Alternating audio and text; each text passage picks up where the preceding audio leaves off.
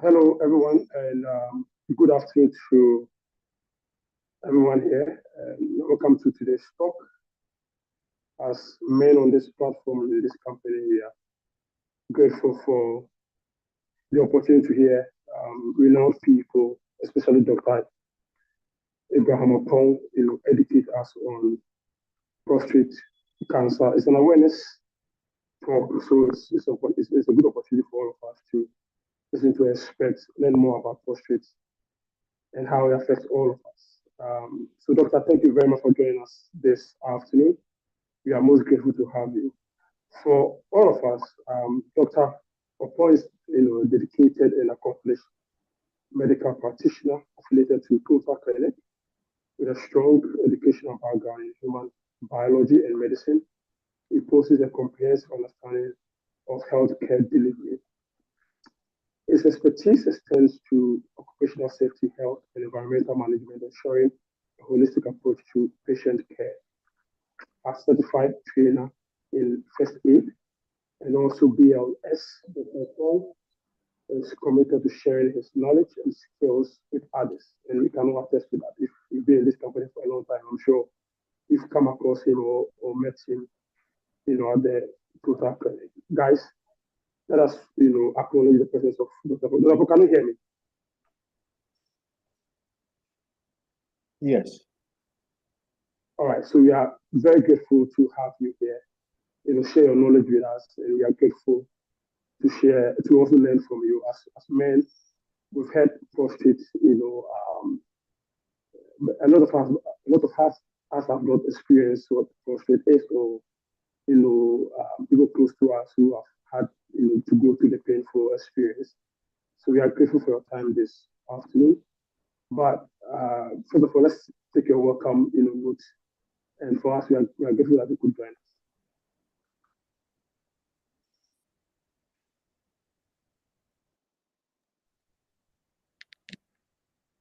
Doc, can you unmute so that we can get your... Hello, thank you.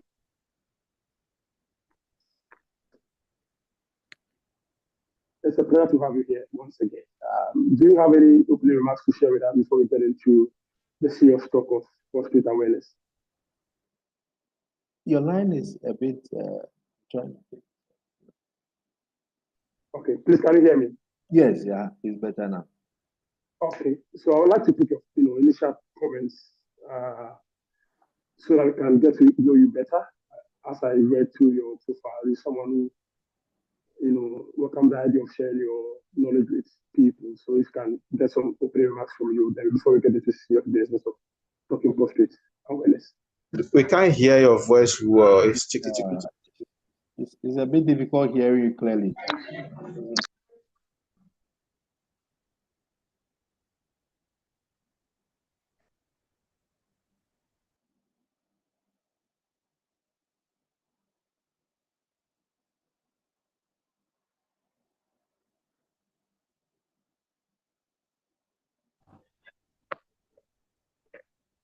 Okay, please, can you guys hear me? Yeah, I think it's better. Okay, yeah, it is better. It was my machine that was misbehaving. Thank you very much for your patience. Doctor, once again, welcome. Yeah, thank you very much, sir. All right, so we'd like to pick your initial thoughts for a lot of us here who do not know you well. For some of us, we've met you not once, but a couple of times. So if you can, reintroduce yourself in your own words, we'll be grateful, sir. Oh, okay, yeah. Yeah, thank you very much once again. So I'm Dr. Pong A.J. Abraham. I'm with Total Health Clinic. I mostly handle the occupational health and employee wellness issues. And education is one part of my daily duties, which I take seriously, because medicine is not just about treatment. And the saying goes that prevention is better than cure.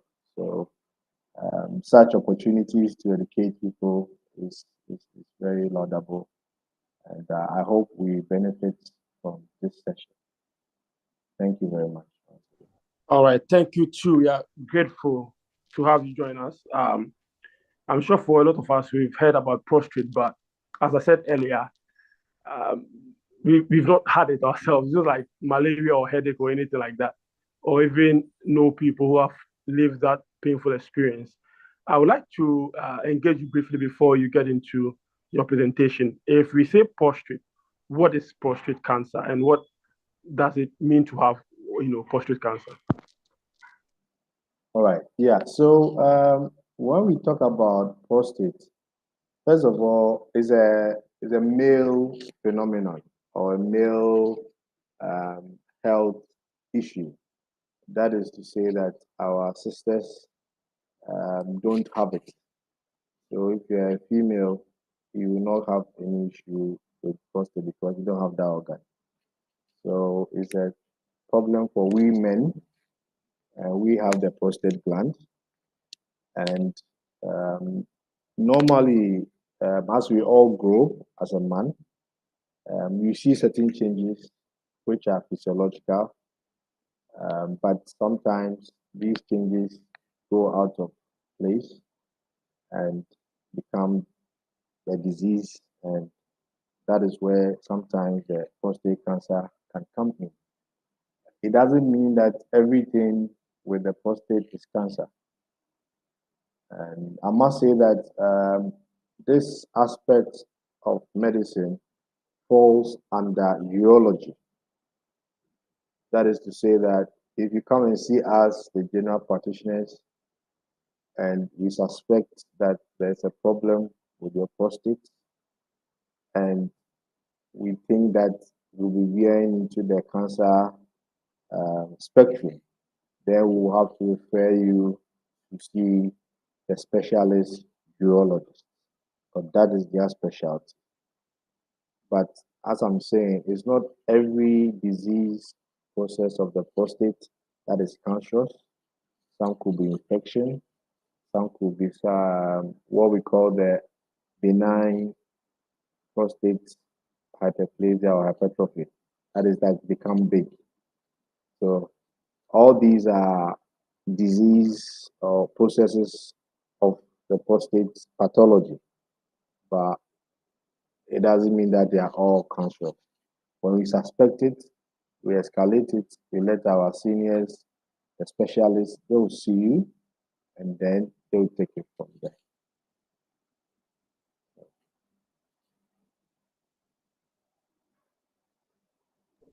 Okay.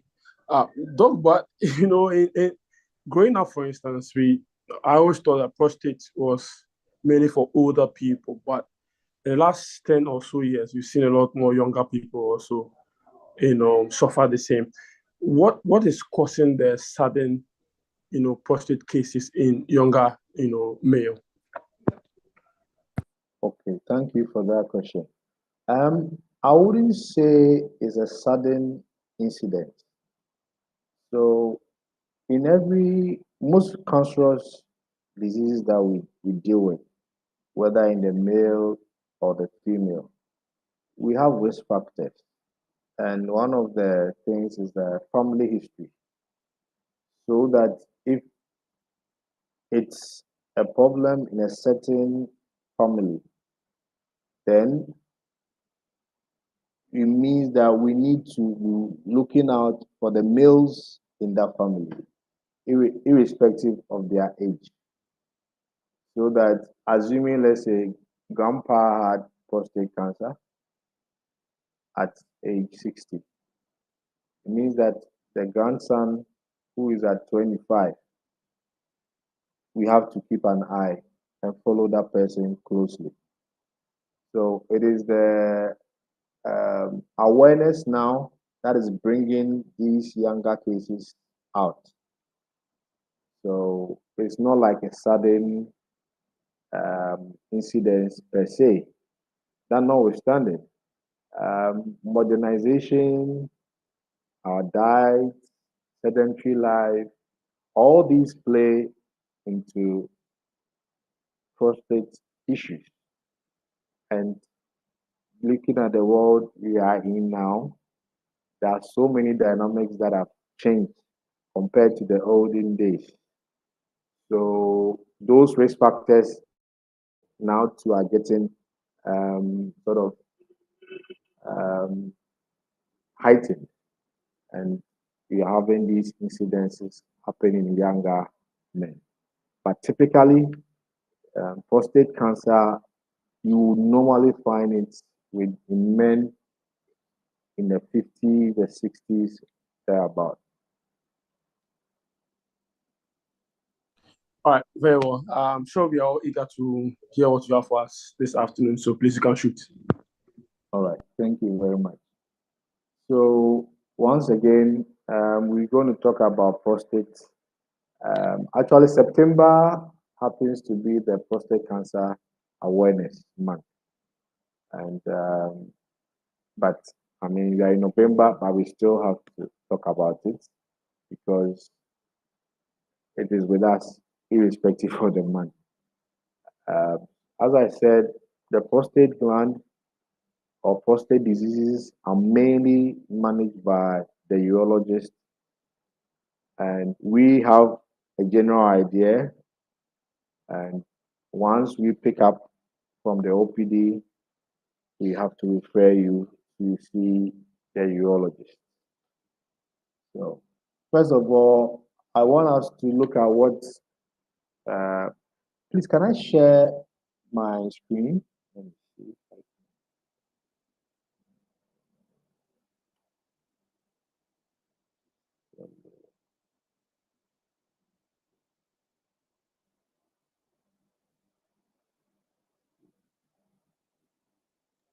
Yes, please, you can.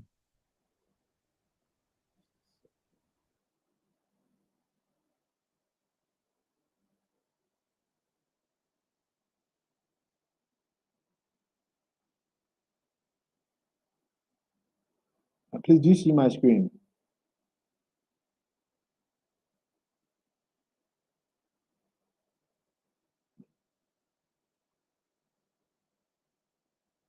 Not yet.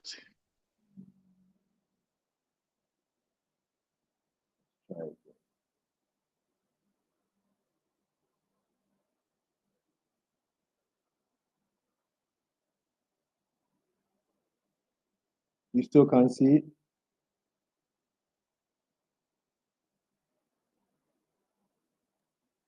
Not yet, we can see. All right, then let's go. I don't want us to waste time. I wanted to show the slides as we go through, but it's still going to be okay. So let's not waste time. So normally the objectives would have been to see a, a, a general or simplified anatomy of the prostate gland. We look at the diseases of the prostate gland, what causes prostate problems, and then prostate cancer, the risk factors that will be associated with prostate cancer, and what are the signs and symptoms that an individual will present with if he has prostate issues or prostate cancer. And if somebody gets prostate cancer, how is the disease course is like? How is it spread? How do you diagnose it? How do you treat? And how do you prevent it? It is the most important thing. Right. So the prostate gland, the name prostate stands for protector or guardian. And in any adult male, you have a prostate gland measuring approximately 20 grams. And this is an organ which encircles the neck of the bladder.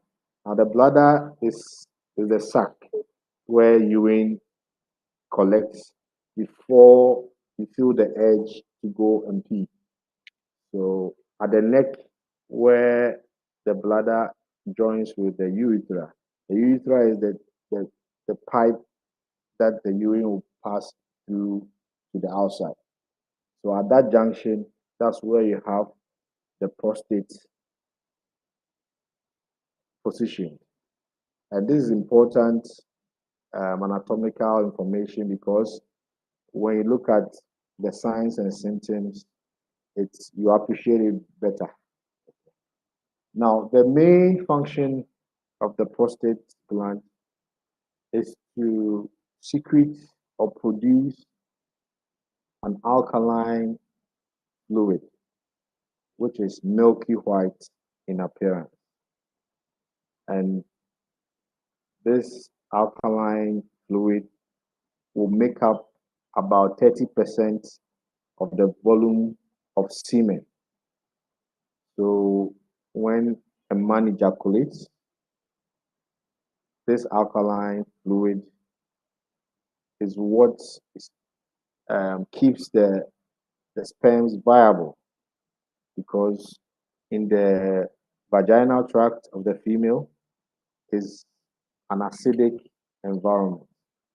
So the job of the prostate gland is to help keep the sperm in an alkaline environment so as to sort of neutralize the passage, that is the vaginal tract, as it goes or it journeys to go and meet the eggs. So the prostate gland is very important when it comes to fertility, so that without that, your sperms will not be viable. So this is the main function of the prostate gland. Now, when it comes to disease in general, normally we have factors or risk factors that predisposes someone to having a particular kind of disease, be it a cancer or non-cancerous. Normally, we group these into what we call the modifiable factors and the non-modifiable factors. Why do I say non-modifiable? If you are born a man, that is what you are. You are male. There's nothing we can do about it. So that is a non-modifiable factor. If you have a genetic predisposition, it is in the genes. There's nothing you can do about it. You are black, you are black. You can bleach, but you are still black. So these will be the non-modifiable factors. The most important factors that I want us to understand is the ones that we have control over. That is the modifiable factors. Your environment. You decide which environment you'll be in. Your diet. You decide what you eat.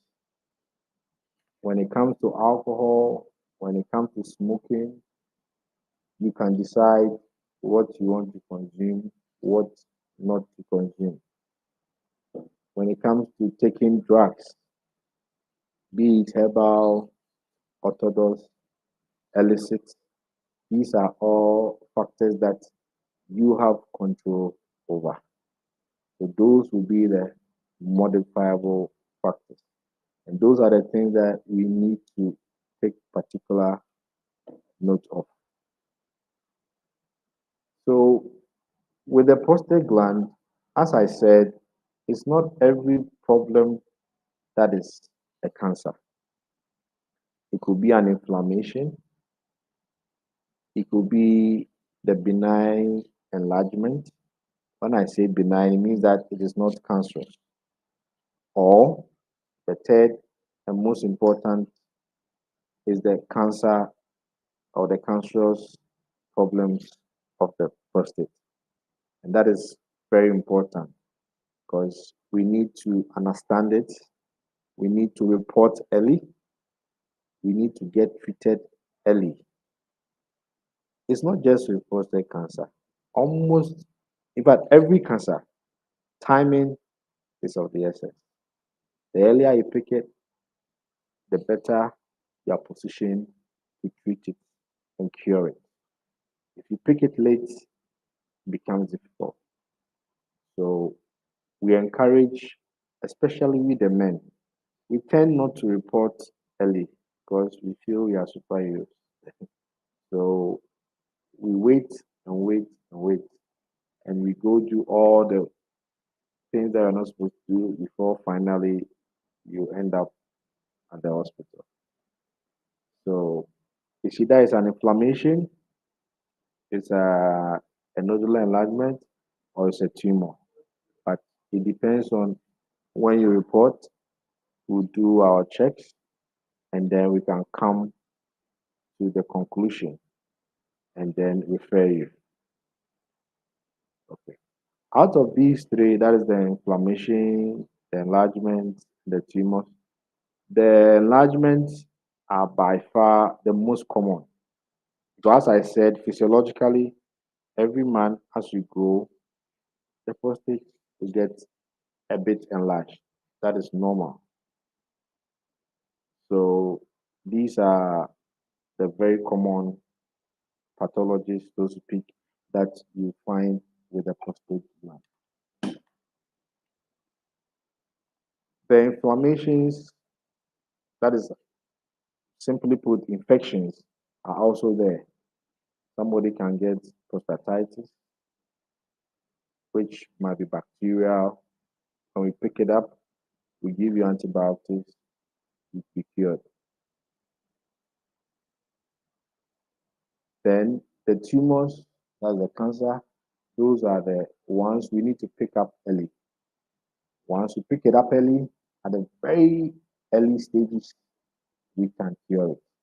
If we delay, the problems will become untreatable. So, if not for anything, I want to advise every man to report early if you have any symptoms relating to the prostate gland. And if you come early and you take the advice, then we can cure you. But if you don't report early, and again, if you don't take advice and you go and do things that you're not supposed to do, the cancer will grow and it becomes a challenge to manage it. So, as I said, prostate gland typically, or prostate cancer typically are diseases that you find in men of older age, 50, 60 years above, you find these cases mostly. It tends to be lower in men below 50 years of age, but it doesn't mean that it cannot occur. When it comes to the race, it tends to be more common in blacks and is rare in Asians. And these are the non-modifiable factors that I was talking about. Your race is your race. So it is more of our problem as blacks. So we need to take it seriously.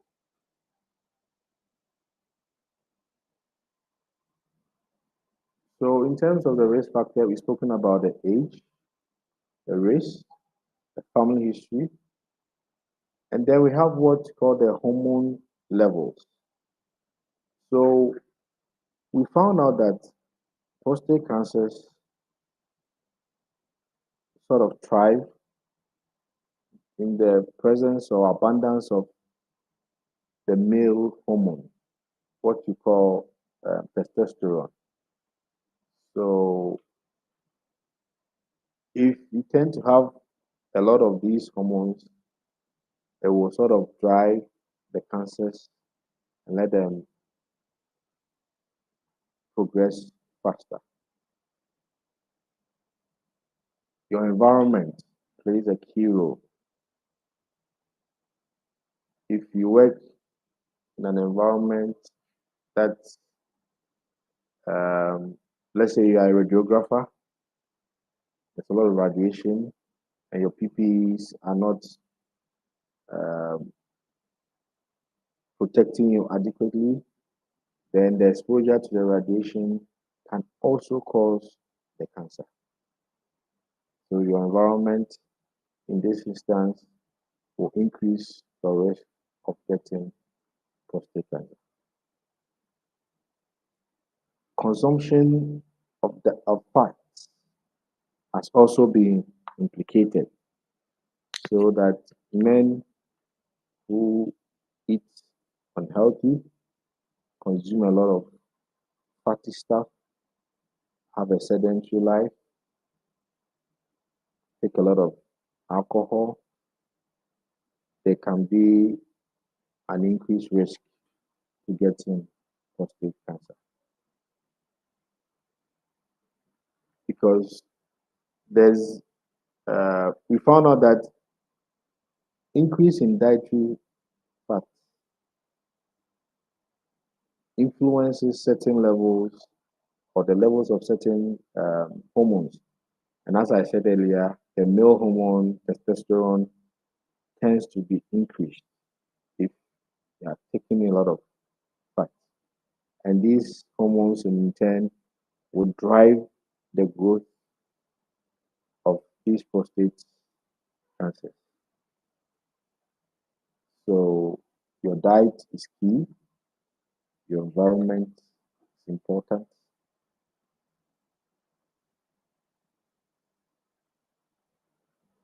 and your total well-being is also very vital. We encourage men to at least pick up a sport. Don't be sedentary. You need to exercise. Everywhere I go, I always say that the best medicine that any doctor can ever prescribe for you is exercise. And it's free. The prescription doesn't come with a charge. So let's make it part of us. At least every other day or every day, we can have 30 to 1 hour of exercise. That's very good. It will protect you, prevent so many of these health challenges from coming into your system. So when we are going to concentrate on the cancer, okay? So as I said, that's the most important of the three main pathological processes of the prostate. The symptoms that someone will present with are basically as a result of two phenomena. One, due to the compression of the urethra, as I said earlier from the anatomy, it is at the junction where the bladder meets the urethra. So if there's compression of that neck where the urine is supposed to pass through the pipe and come out, this will lead to symptoms of difficulty in urination. Then, once this neck is being compressed, it means that the urine is going to stay in the bladder for longer period because it will not be able to pass. And when there's this retention of urine, there will be the proliferation of bacteria. You tend to have or be predisposed to infection, urinary tract infections, cystitis, that's infection of the bladder. And if the urine retention is massive, there will be a backflow into the kidneys, and you can have pyelonephritis and all that.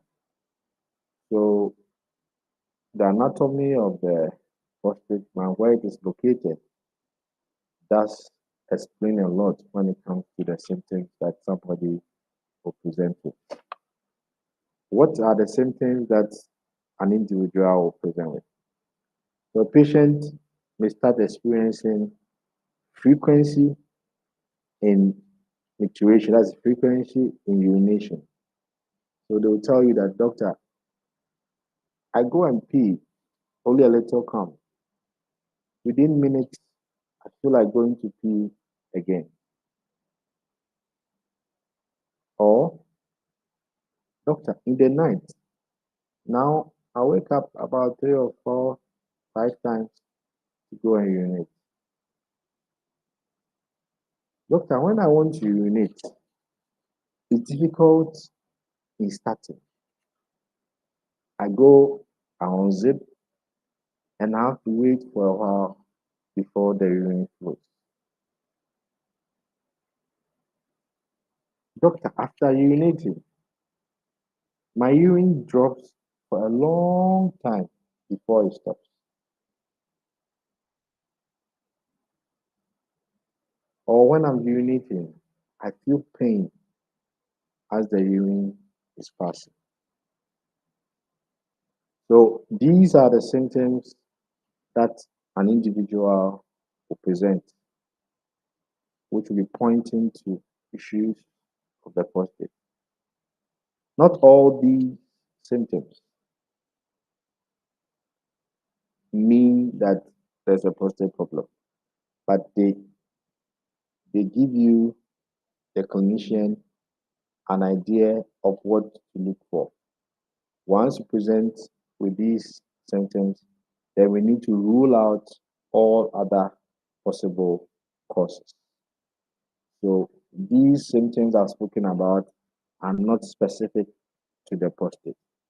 But once you present with these symptoms, the doctor will take a history, will examine you, he will do further checks, and then zero in on which particular organ or area we are dealing with.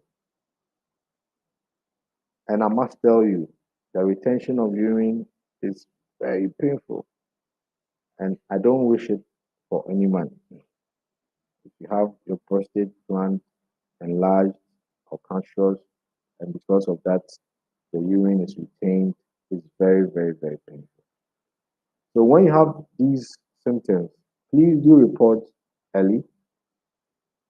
Once you report early, we can zoom in and find out what exactly is causing it. If indeed it is a cancer we are suspecting, then quickly we can let you see the specialist urologist. They will take you through what they have to do, and then we can treat you. But if you don't present early, then it becomes a problem. And I must say that the delays, especially in this part of the world, is a problem. There's been several instances. They come, you suspect it, but they discontinue orthodox treatment and go and see or seek herbal treatment. Then unfortunately, years down the line, they are rushed into the emergency. So let's be very, very careful. And I keep saying it all the time. If you have a prostate problem, see the urologist. Don't see the herbalist. Very, very important. But mind you, the time you are wasting at the herbalist, the cancer is growing.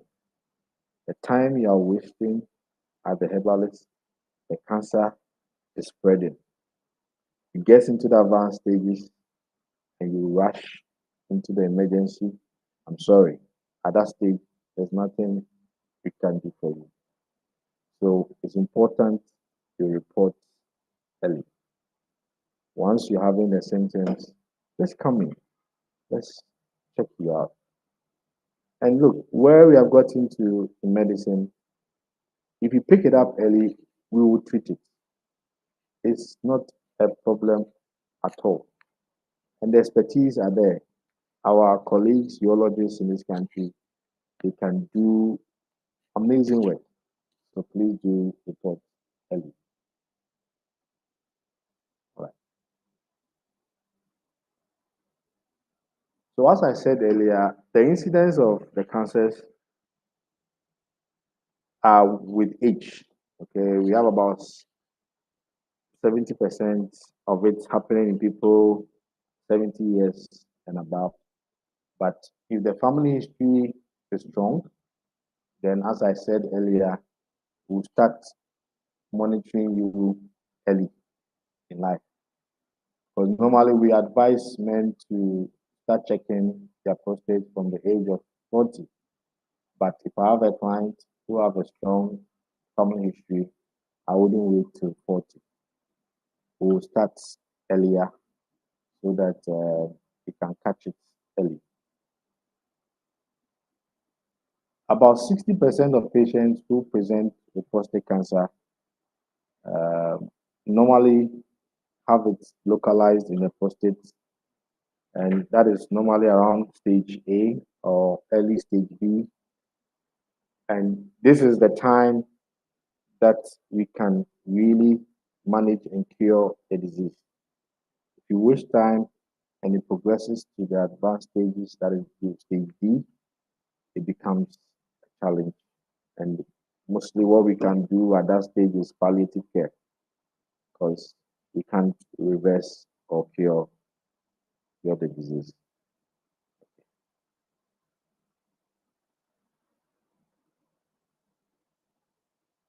And normally, when the cancer starts to leave the prostate, what we term metastasis, that is spreading to other parts of the body. So to start from the local, as the prostate, it will go to the lymph nodes around it. It will now move to surrounding structures. It can go into the rectum, go into the bone, your spine. If it moves further, it gets into the abdominal cavity. It can spread to any part of the body. And once you have distant spread, that is that advanced stage. That is where we don't want you to get to. Because if you get to the advanced stage, no matter where we take you in this world, we cannot save you. So I'll say again, reporting early is very, very important. Okay. So once we suspect the prostate cancer, as I said, the urologist will see you. They'll request for ultrasound. They will do an examination. They will want to do a biopsy. Biopsy is very, very important. But that is what will tell us that whatever is happening there that we are suspecting, is it cancerous or it is benign? So normally, once we are suspecting a prostate cancer, we'll do a biopsy. Biopsy is just that we take a portion of the prostate and then they'll take it to histopathology lab and then look at the cells and they'll be able to tell that if these cells are cancerous or not. They can also stage from the biopsy to tell you which stage of the disease we are dealing with. And that will play into the treatment pathway that the specialist will decide to take.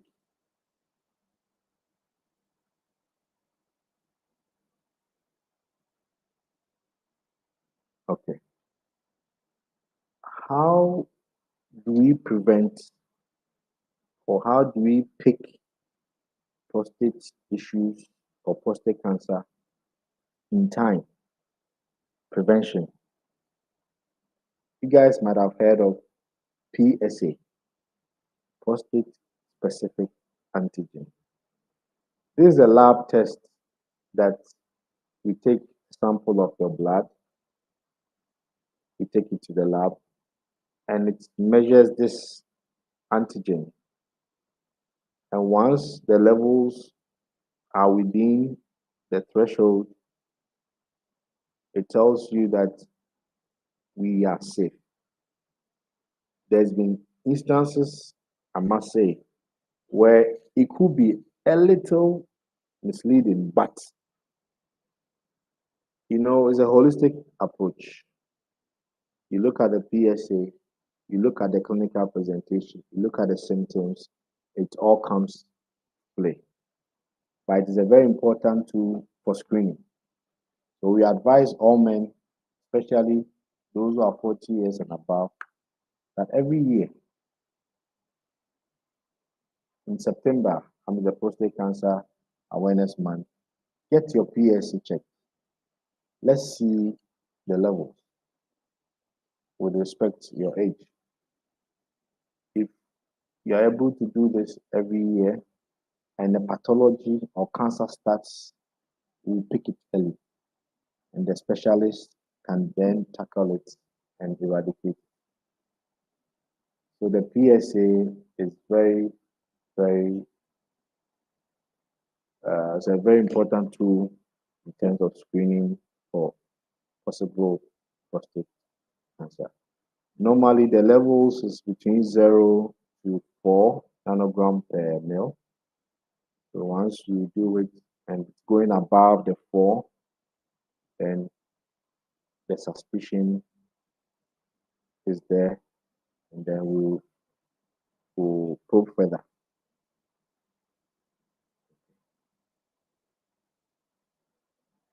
I must say that, as I said earlier, the PSA is organ specific, but it is not cancer specific, which means that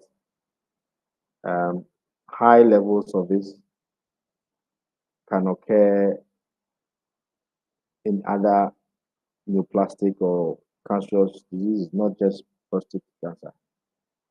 Even the enlargement of the prostate, the benign, can cause the PSA to go high. Infection of the prostate can even cause it to go high. But as I'm saying, once we pick it up, it helps us to probe further, to rule out or differentiate the non-cancerous diseases from the cancer. So it is still the most important tool in detecting prostate cancer. I think, if I'm not mistaken, in the Western world, we are coming out with other techniques, the MRI, which can also pick up or be used as a screening tool. But as it stands now, where we are, is the PSA that we use mostly. Okay, so in terms of treatment, depending on the presentation, depending on the stage of the disease, if it is cancer, it will determine the treatment modality that will be used. It could be surgery by taking out the prostate, thereby taking the cancer away. It could be radiotherapy, it could be hormonal. All these are determined based on what the clinician or the specialist is dealing with. So everyone is different. One treatment for Mr. A will not be suitable for Mr. B. All right. So everyone is treated based on what we are dealing with. I'm saying this because severally you hear people say that, oh, this man had a cancer and they couldn't treat him, but the other man was treated well. So they are trying to say that we didn't treat the other man well and tend to blame the clinicians. But what people don't know is that everybody's disease is different. Everybody's stage is different. So let's not be quick to criticize the clinicians because you don't know what stage they present with. All right. So Basically, all we've spoken about, we need to be aware of prostate cancer. We need to understand the symptoms and present early. We need to take charge of our life as men. We need to make healthy choices. What we eat, our diet, we need to exercise, stress management, routine medical checkup. Very important. I always advise that at least once a year, once you turn 40, we say life begins at 40. So from 40 years, if not for anything, every year, see your GP.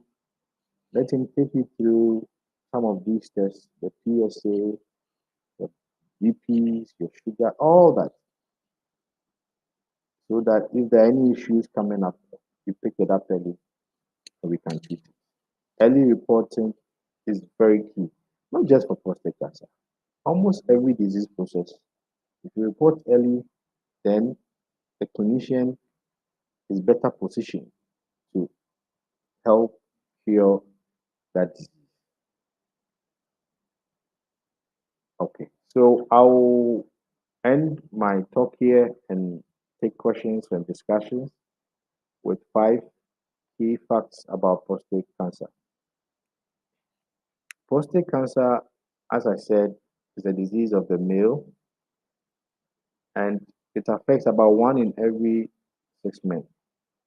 It's a deadly cancer. It's even deadlier than breast cancer. So early reporting is important. It can be detected early. So once you come early, even though the disease process is an early stage, once we pick the suspicion, we can manage it. It is not an old man's disease, even though it happens mostly in old age. It can happen in younger ages. So once you have the symptoms, don't think that you are not old, so you are going to wait. Report it and let's rule it out. It doesn't go away if you avoid testing. And once we pick you up that you have an issue with your prostate, please stick to orthodox medicine. Don't go and do herbal, neglecting the orthodox medicine. You are better off with a urologist than a herbalist. Thank you very much.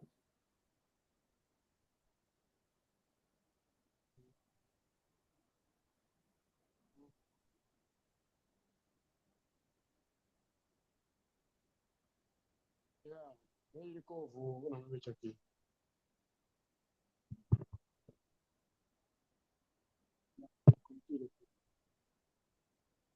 What's that, Kasawai? Did you?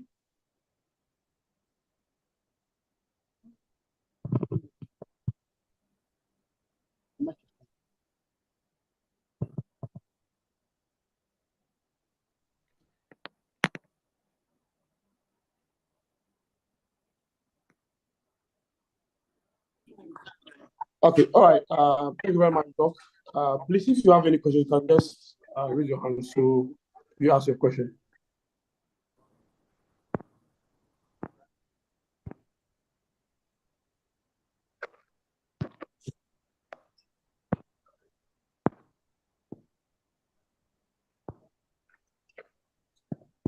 Do we have any questions for Doc? I just realized that there are a lot more women here than men. Okay, so Banya, I have a question for you. Okay. All right. Dr. Opon, thank you so much for this presentation. It's really insightful. Thank you very much.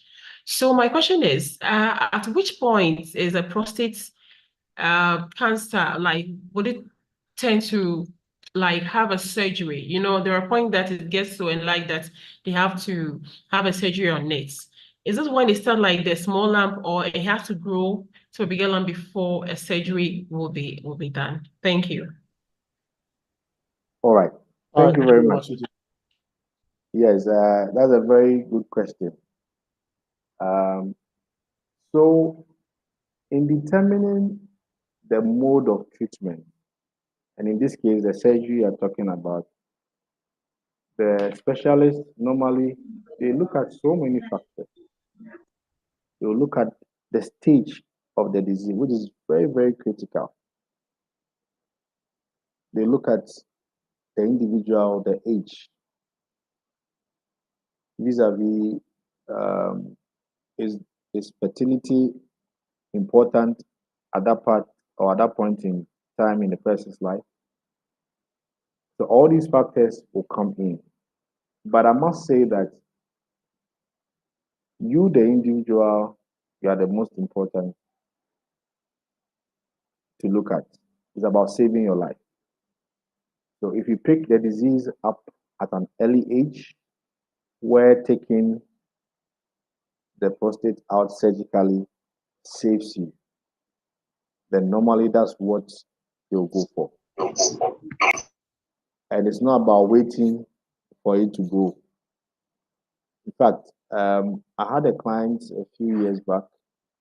He was 59 and he was educated and he had read about these prostate stuff. So he had an issue with his prostate. I think it was a benign enlargement. But he personally told the urologist that, you know what, now I don't need my prostate. Take it out so that it doesn't become cancerous in future.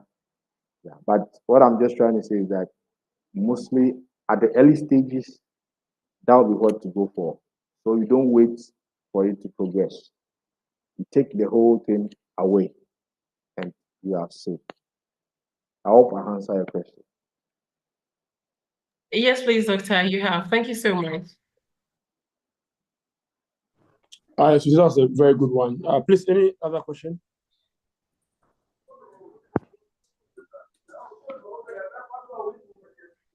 I have a question, please.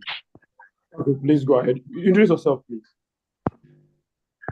This is Abdullah Jatu. Okay, please go ahead. Okay, so my question is, Doc, thank you very much for the presentation. My question is like, what are the three major causes of the prostate cancer? What are the three major causes of it, apart from inheriting it?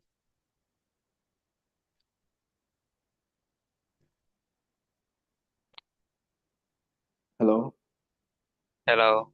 Yeah, the question is that you want to know the major causes. Yeah, the cause of the, yeah. Yes. Okay. So, in my presentation, I made mention of the hormone testosterone, the male hormone. So, with men who tend to have high levels of it, it tends to drive the process. And I think we mentioned genetics as well. Then we come to the modifier factors that I spoke about, i.e., your environment, exposure to radiation, unhealthy eating, sedentary life, lack of exercises. All these are causes or risk factors that can tilt you to have a prostate cancer. But mostly the testosterone factor is key. Thank you. Okay, thank you very much, Doc. Please, any other question?